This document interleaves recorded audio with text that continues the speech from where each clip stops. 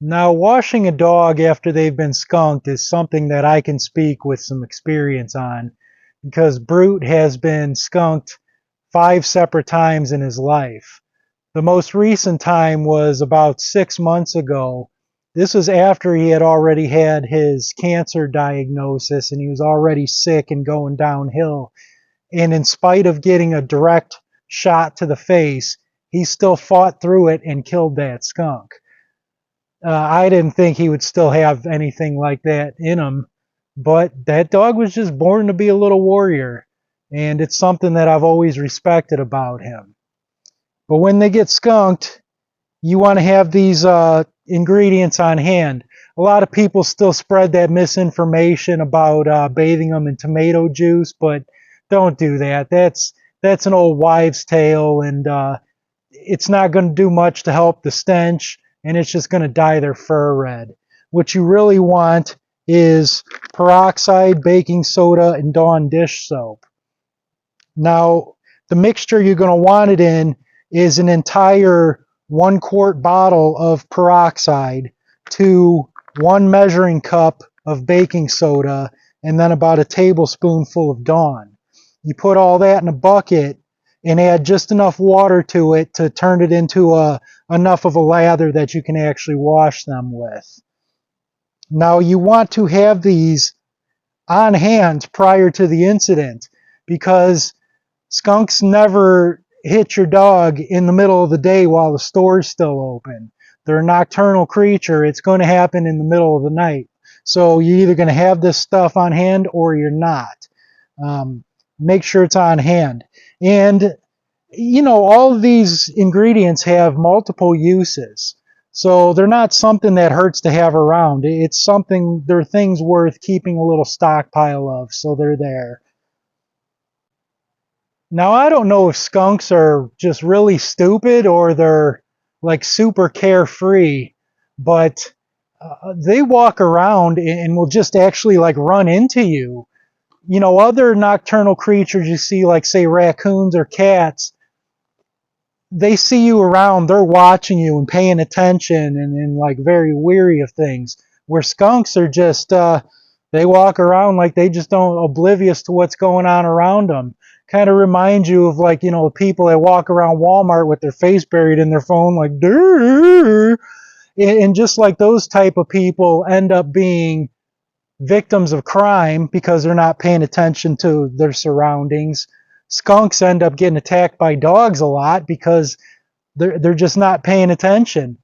Whereas a raccoon or your neighbor's cat Nabisco, or they're going to at least be smart enough to head up a tree when your dog's nearby. But the skunks are just going to be doing their thing and get attacked. And of course, they're most likely going to get sprayed in the face because the dog is going to be facing the skunk when they spray.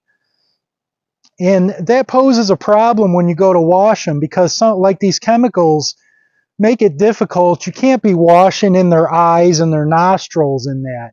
So all you can really do is try to get the fur areas around that. Do the best you can.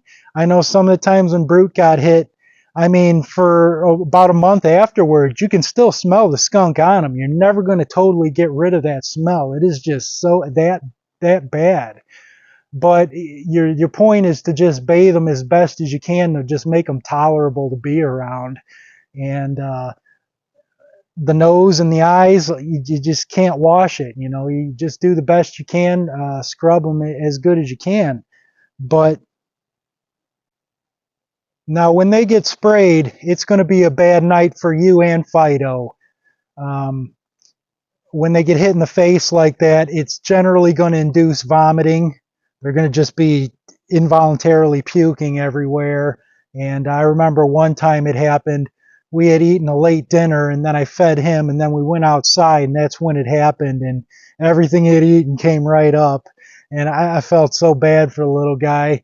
But, stuff comes out of their eyes. Just like imagine if you've ever seen somebody eat a super hot pepper that just causes all kinds of burning and all the nasty things that come along with it. So wash their face the best you can. You use the mixture wash them down, rinse them, do another wash, rinse, do it a few times, that cycle. Hopefully it'll do the best you can. And luckily, since they hibernate over the winter, hopefully it means that when they get hit, it's going to be in warmer weather, so you can be outside and bathe them with a garden hose and it not be too frozen cold for that. I wanted to bring this up because in a lot of places, the skunks are still in hibernation. They hibernate over the winter. But as the warm weather appears here, they're going to start coming out. And of course, they're hungry. There's not a lot of wild foods in bloom yet. So a lot of times they'll venture more into populated area to go raid your garbage can. You know, in a lot of times in that way, somebody who lives in town is more susceptible to skunk problems than I am out here. Out in a healthy ecosystem, there's a number of predators that help keep the populations of skunks down. Whereas in town around humans, I mean, the skunks and critters like that just thrive. So have these things on hand. Again, 1 full quart bottle of peroxide, 1 measuring cup of baking soda, and about a tablespoonful of Dawn.